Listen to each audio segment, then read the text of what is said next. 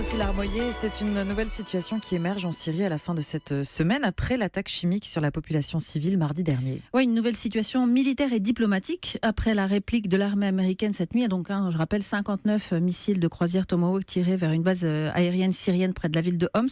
Bonsoir Agnès Levallois. Bonsoir. Merci beaucoup de nous accompagner ce soir et de venir décrypter pour nous cette nouvelle situation.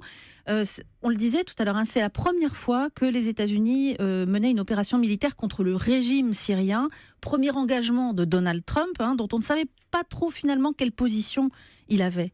Oui, parce qu'on avait vu il y a quelques jours, en tous les cas, des déclarations de Donald Trump et de son ambassadrice à l'ONU, sur laquelle, finalement, on pouvait s'accommoder de Bachar el-Assad. Donc, on avait le sentiment qu'il y avait un changement. C'était pas l'urgence, que l'urgence, c'était la lutte contre l'État islamique.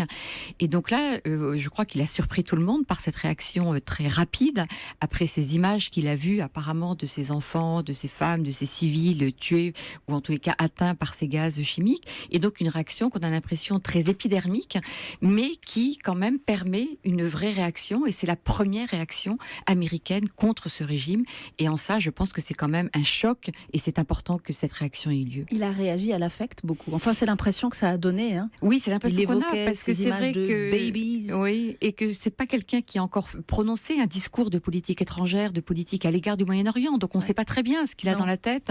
On l'a vu avoir quelques propos sur Israël, sur le conflit israélo-palestinien, mais il y avait beaucoup d'incertitudes. Or là, on a vu une réaction extrêmement rapide. La Russie accuse ce soir encore, au Conseil de sécurité, il y a une réunion d'urgence, accuse les États-Unis d'avoir violé la loi internationale. On se retrouve même avec le même face-à-face finalement qu'avec Barack Obama avant, alors que Trump voulait justement se démarquer de ce face-à-face Moscou-Washington. Oui, alors on a l'impression qu'il a beaucoup voulu se démarquer sur beaucoup de sujets, mais que finalement la réalité le rattrape, et que là il est confronté à l'exercice du pouvoir avec tout ce que ça implique, et dans le cas de sa première crise internationale à laquelle il fait face, et on le voit réagir un peu comme il réagit à chaque fois, c'est-à-dire que là c'est pas un tweet qu'il a envoyé, ce sont des missiles, mais c'est vrai qu'on ne sait pas dans quel cadre cette réaction s'inscrit, et donc on a quand même des interrogations sur l'après, parce que moi je dois dire que je trouve que c'est une très bonne chose, même si je ne suis pas pour des interventions extérieures. C'est une très bonne chose qu'il y ait une réaction, qu'il y ait un message très clair et été envoyé à Bachar el-Assad, sur lequel on ne fait pas n'importe quoi. Et donc, ça l'a sorti de cette impunité dans laquelle il est, et qui lui a permis de faire tout et n'importe quoi depuis 6 ans. Est-ce que c'est susceptible de faire bouger la Russie, qui à 7 reprises déjà a utilisé son veto au Conseil de sécurité pour barrer des résolutions qui condamnaient le régime? Alors, je pense que la Russie est très embêtée, parce que l'utilisation d'armes chimiques par Bachar el-Assad a complètement mis en cause sa crédibilité, parce que c'était la Russie qui était la garante du fameux accord de 2013, qui avait évité à ce moment-là les frappes américaines. Soi-disant éliminer les stocks. Voilà, qui en échange éliminait ces stocks. On savait très bien que Bachar el-Assad avait dû garder quand même quelques capacités à produire quelques bombes encore. Mais donc c'est vraiment les Russes qui sont aussi visés directement, et leur crédibilité internationale. Donc comment vont-ils réagir? Est-ce qu'ils vont vraiment là exercer des vraies pressions sur Bachar el-Assad pour que celui-ci accepte la négociation? Parce que si Bachar el-Assad a utilisé des armes chimiques, il n'avait pas besoin de les utiliser. Il envoie tous les jours des barils d'explosifs à la population qui tuent autant. Ça ne provoque pas la même réaction. Bavure, alors que finalement il était presque en situation confortable, protégé par les Russes. Je pense qu'il a très peur d'être contraint aujourd'hui à commencer à négocier. Or, il sait que le début de la négociation est le début de la fin de son système.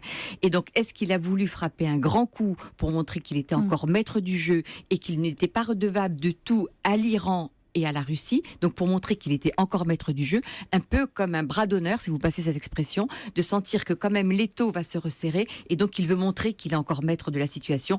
En coup de poker, ça passe ou ça casse. On a entendu les témoignages de la population entre espoir et désillusion totale sur la communauté internationale. Est-ce que selon vous, cet épisode, cette semaine, peut être un tournant de cette guerre qui a déjà fait plus de 320 000 morts ?